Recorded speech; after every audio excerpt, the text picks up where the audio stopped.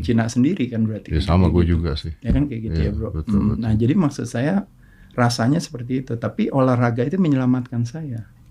Nah di bodybuilding kita dari dulu grow up dengan berbagai hal. Salah satunya kalau kita ngomongin father of modern bodybuilding, bodybuilding is important for nation building. Mens sana in corpore sano, dalam tubuh yang sehat representasi daripada jiwa yang kuat.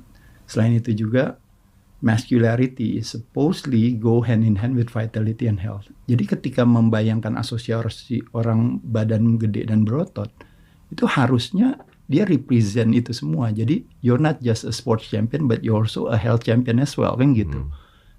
Lo pasti strong, kuat, pasti bermanfaat bagi banyak orang, kan gitu kan sebenarnya. Nah tapi seiring dengan jalannya olahraga ini, makanya kenapa anak-anak muda sekarang ini, makanya kenapa kayak saya bilang, harus mencari kembali yang namanya arti dan makna itu gitu. Karena kita kehilangan itu, akhirnya kita hanya cuma ngikutin ego aja.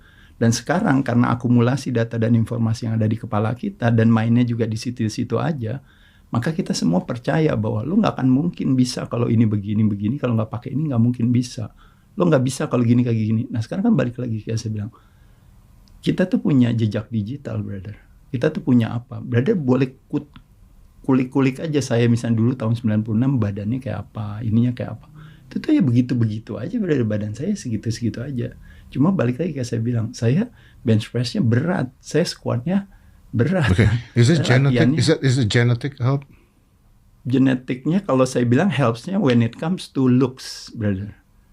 Tapi kalau genetik when it comes to kayak, oh gara-gara dia genetiknya itu, makanya jadi akhirnya dia jadi bisa badannya gede gitu. Nah kan ada genetik yang kuat, lebih kuat gitu misalnya. Balik lagi saya bilang, kalau brother bicara genetik itu is not about DNA-nya, tapi is about the expression of the genetics. What is the expression of the genetic? Is go beyond genetic, makanya disebut namanya epigenetic control. Kalau brother pernah baca